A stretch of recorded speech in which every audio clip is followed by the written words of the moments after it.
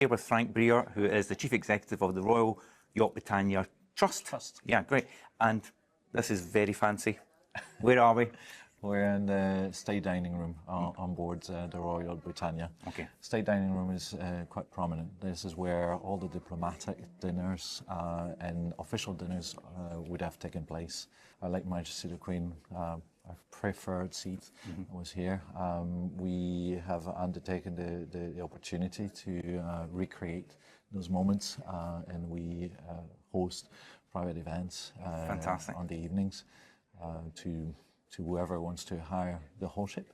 So people would have come at the state dinners, there had been presidents, prime ministers, all walking in here, all sitting in here, having... All that, some A-listers as well, that would have been preferred by the family. Yeah. Anytime they would go on a voyage, the local, whether it was artists, whether it was presidents or prime ministers, etc. So it was really a convivial opportunity to get to know the local people. And is it popular if people want to dine like the Royals? They hire out for private events and stuff as well? Absolutely. At the moment, we do about 120 events a year. Wow. So I'll consider that as popular.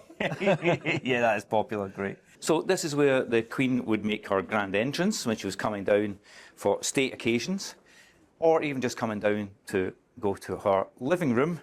And also, it was a favourite spot, she's going to sit here and open her mail. And she used to always kick off her shoes, relax and read through the correspondence. Frank, this is very, very cosy, but I feel like I'm trespassing slightly. Please don't feel that way. Okay.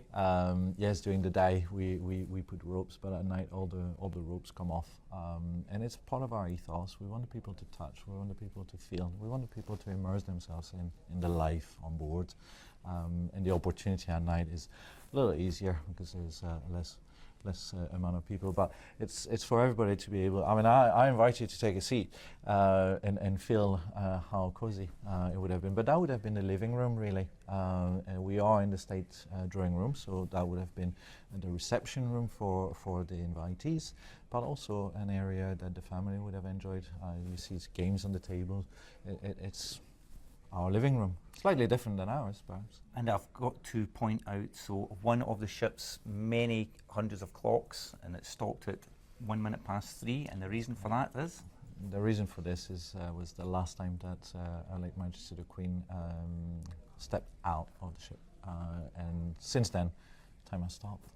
And so for us to tell that story. So she stepped off the ship at 3:01 Correct. in the 1997 when it was decommissioned, and that's it. And that's it. And the rest is the future for us. The Royal Yacht Britannia has just been announced as the winner of the Traveller's Choice Awards. What does that mean to you and the team in the Trust? It means everything. It's the ultimum for us. It comes from our guests, and it's 12 months worth of consistent, amazing reviews. 5-star is what we go for, we aim for. The 4 is a failure.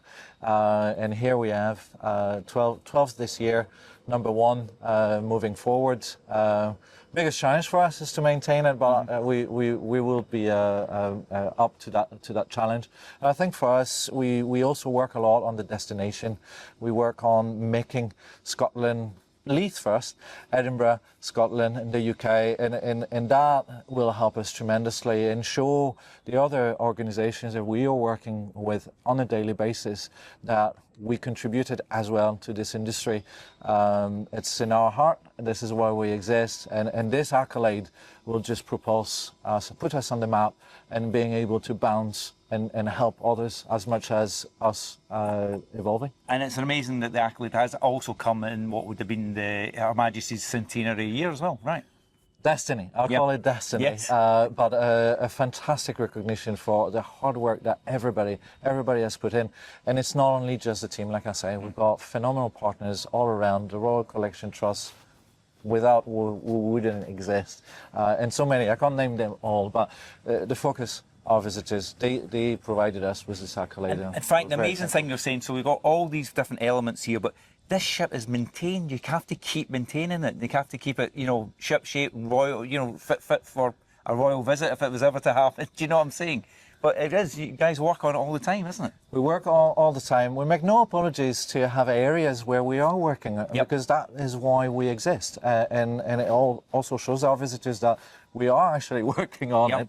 You were mentioning Royal Visit. We were delighted in October 23. His Majesty the King came to pay us a visit on board. And there was a lovely endorsement to what we're doing. Yes. But yes, absolutely. A ship is built to move. She doesn't move anymore. So from a maintenance perspective, there is your regular maintenance, but there's also the fact that she's not moving, and therefore we need to give her a little bit more pampering. But the team here, we do everything in-house.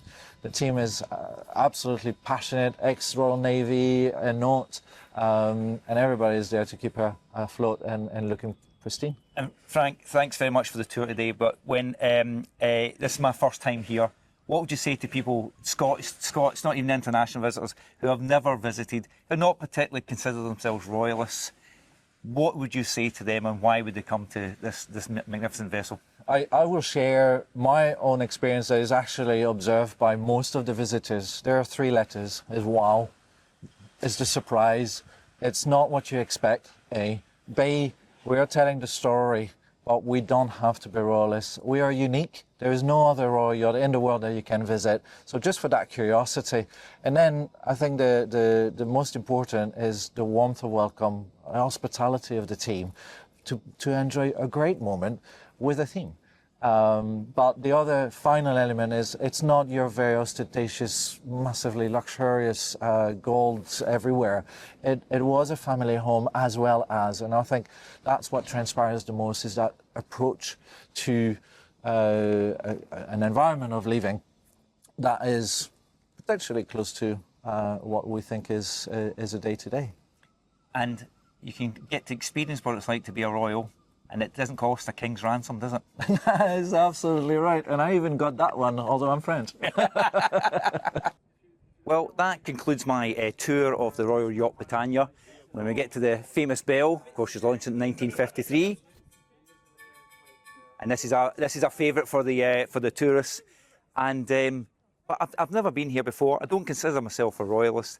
And I found this really interesting, the whole trip really interesting. It's floating history. You can see there's a picture downstairs of Princess Diana meeting Harry and William when they arrived in Toronto. I remember this picture, 1991, they're both kids. And I think that's going to be the thing for people visiting here. You'll walk around, you might remember bits from even The Crown, Netflix. You'll see pictures of the uniforms. You get a feel for it. It's a magnificent, magnificent attraction, and I can understand why it's now #1.